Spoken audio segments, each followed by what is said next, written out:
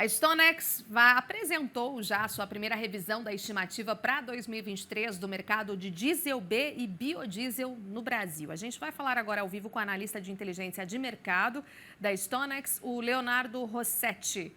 Oi, Leonardo, bom dia para você, bem-vindo. O que a gente tem já de principais pontos diante desse relatório aí apresentado por vocês? Bom dia, Renata. Muito obrigado pelo convite. E, bom, nesse relatório, né, a gente fez uma revisão aí para o consumo do diesel B, né? A gente está projetando um consumo recorde do diesel B aí no mercado brasileiro em 2023. Fizemos uma breve revisão para baixo, baseado em alguns pontos aí que a gente pode comentar. E a questão do biodiesel, né? Depois de muitas dúvidas, agora a gente tem esclarecido aí a questão da mistura, né, do biodiesel no diesel. O CNPE, o Conselho Nacional de Política Energética, tomou essa decisão tão aguardada aí em março, né, de mudança da mistura de 10% para 12%, que também clareou um pouco aí o cenário para o que a gente pode esperar aí para o cenário do biodiesel, tanto para esse ano quanto para os próximos anos, né? Pois é, Bruno, essa era a minha questão também que estava aqui, já meio que programada, com essa maior, digamos assim, maior resultado, transparência, né, em relação a essas misturas paulatinamente do governo em relação à mistura do biodiesel. Isso trouxe mais margem e segurança, né, para todos que lidam aí na cadeia produtiva? Exatamente. O mercado a gente já vinha esperando, né? Já havia uma expectativa que com esse novo governo de que ocorresse esse ajuste, mas ainda haviam algumas dúvidas, né, sobre como seria e quais seriam as projeções para o longo prazo, né? Só para a gente esclarecer, então, o governo ele definiu que a partir de abril a mistura mudasse de 10% para 12%, então teremos um B12, já estamos, né, tendo um B12 a partir de abril, e com avanços anuais aí de para 13, 14, 15% na mistura até 2026.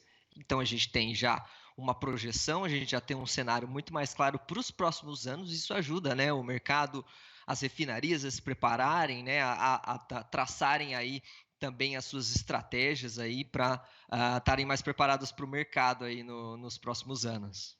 Com isso, como é que fica então a relação de oferta e demanda nessa primeira aí revisão, né, que vocês fizeram em relação ao biodiesel especificamente, hein, Bruno?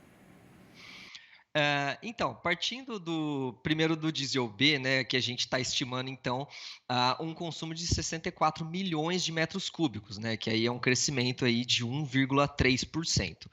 Baseado nisso e baseado então nessa mistura, né, que entra em vigor a partir de abril, a gente tem aí uma estimativa de demanda para o biodiesel de 7,3 milhões de metros cúbicos. Então, a partir daí a gente tem um crescimento aí de mais de 15%, né? A gente consumiu 6,2 milhões de metros cúbicos e agora a gente tem de ir para 7,3. Então a gente já tem um crescimento significativo na demanda.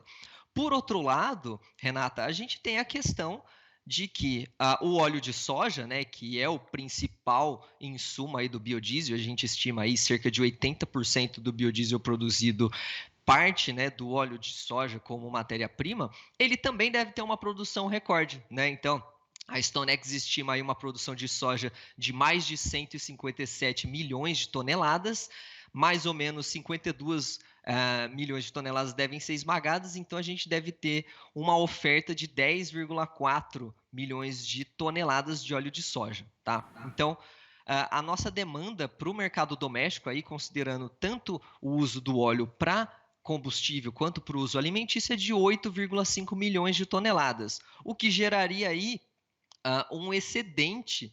Então, né, apesar da maior demanda no mercado de combustíveis, no mercado de biodiesel, a gente teria aí um excedente de 2,5 que poderia ser destinado à exportação e a estoque de passagem. Então, é um cenário inicial em que a gente tem uma oferta mais confortável, uma oferta que consegue suprir a demanda, mesmo com o aumento do B12. Se a gente tivesse tido até um aumento para 13% da mistura, a gente ainda conseguiria suprir essa demanda. Agora, fica o questionamento no mercado, tem tido muito questionamento com relação às exportações e a questão da própria Argentina, que são pontos de atenção aí que a gente tem que acompanhar.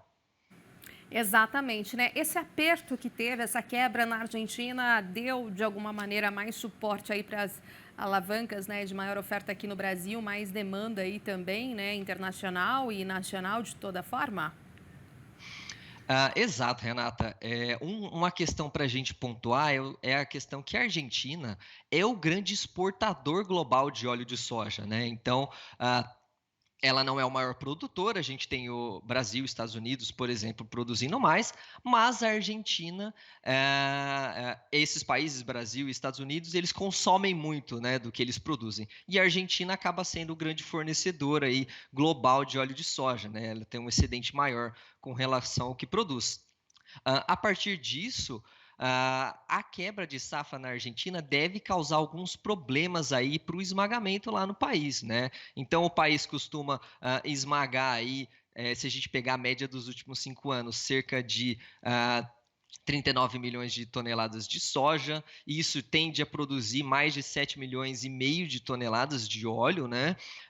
Só que a partir dessas quebras, se a gente pegar a média das estimativas atuais, né, que estão aí projetando uma produção de menos de 25 milhões de toneladas, a gente teria um óleo produzido também de menos de 5 milhões de toneladas. Ou seja, a gente tem um gap de cerca de 2 milhões e meio de toneladas de óleo de soja entre o que a Argentina costuma produzir, né, e exportar para o mundo e o que ela tende a produzir esse ano.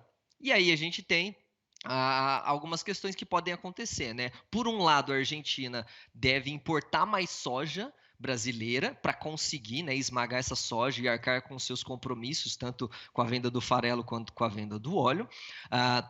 Isso tende a acontecer, mas uma outra parcela desse óleo de soja da Argentina, né, que é exportado, pode ser assumida pelo Brasil, né? Então, o Brasil pode entrar nesse mercado, né, com essa safra, essa grande disponibilidade que a gente tende a ter, e passar também a exportar mais, né? Isso pode gerar uma situação de oferta e demanda um pouco mais ajustada, né?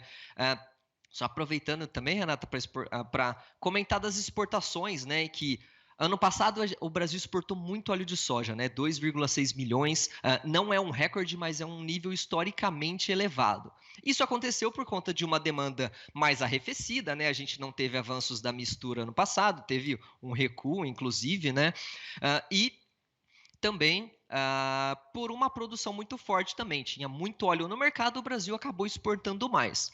Agora, nesse início de ano, o que a gente tem observado, mesmo com esse nível historicamente elevado do ano passado, o primeiro trimestre desse ano foi ainda mais forte, se a gente comparar os trimestres, né? A gente já exportou mais de 650 mil toneladas, né? É um crescimento de 46% acima do que a gente viu no primeiro trimestre do ano passado.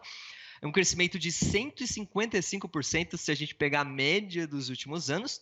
Então, o Brasil tem demonstrado uma exportação muito forte, né? Agora, com o avanço da mistura, que a gente tende a ter essa demanda mais forte aqui, essas exportações tendem a cair um pouco, principalmente ali no segundo semestre, que é um momento em que a gente tem uma demanda mais aquecida no Brasil, né? Passagem ali do segundo para o terceiro trimestre, mas esse fica um ponto de atenção importante, tá? Então, se essas exportações brasileiras continuarem vindo muito fortes, né, continuarem bastante aquecidas, a gente precisa acompanhar aí certinho o que vai acontecer nos próximos meses, a gente pode ver uma situação de um balanço um pouco mais ajustado, tá? O que poderia provocar ali até uma situação de ter que importar um óleo em uma situação mais pontual, mas existe a possibilidade de acontecer. Então a gente tem que acompanhar a depender aí do desempenho dessas exportações aí, se elas vão continuar muito aquecidas nos próximos meses. Panorama para a gente, né? E diante de todo esse contexto, principalmente das exportações aí, dos embarques de óleo de soja, essa é uma tendência, assim, que deve continuar com essa crescente, é o que vocês também estão avaliando, a Stonex, para o segundo semestre, Bruno? Então, Renata, é difícil afirmar, né? Porque agora a gente teve esse avanço, a gente tem também essa perspectiva de avanço das misturas nos próximos anos, então o mercado claramente vai se preparar, né? As distribuidoras, as refinarias. Mas com esse gap da Argentina, a gente pode ver aí uma exportação bastante aquecida. Como eu falei, a gente tem uma produção recorde, não deve faltar óleo de soja para o biodiesel no mercado brasileiro, mas é um ponto de atenção para acompanhar aí, podem haver algumas distorções aí no segundo semestre. Agora falando sobre o diesel em especial, né? Quais são os dados também que vocês avaliaram aí nessa primeira revisão? Então, Renata, a gente avaliou um pouco para baixo, na verdade, as estimativas, né? Então, retomando, em 2022 a gente viu um consumo recorde de diesel B, 63,2 milhões de metros cúbicos, e para 2023 agora a gente estima um crescimento, um consumo ainda maior, né? Porém, na nossa primeira estimativa a gente estimava aí 64,2 e agora a gente diminuiu um pouquinho para 64 milhões de metros cúbicos, que ainda deve ser um recorde, né? Essas estimativas estão baseadas principalmente no crescimento econômico, né? E essa revisão para baixo também, né? Mas ainda assim, a gente deve ter um crescimento de mais ou menos 1,3% no consumo, tá? Essas estimativas, elas vêm principalmente dessa perspectiva de crescimento do PIB, né? Então, se a gente olhar hoje o Boletim Focus, ele está apontando aí para uma perspectiva do mercado, né, um olhar do mercado de um crescimento de 0,9% no crescimento do PIB. E também é importante pontuar a questão das safras de grãos, né? Como eu mencionei, a gente tem uma safra recorde de soja, que deve ter um crescimento aí de cerca de 24%, bastante significativo. Safras de milho também deve crescer, né? A Stonex projeta um crescimento de cerca de 6% na safra de milho. E isso também, e tudo isso contribui para demandar maior transporte desses grãos, né? Tanto de insumos quanto dos próprios grãos, né? Tanto para a colheita quanto para o plantio.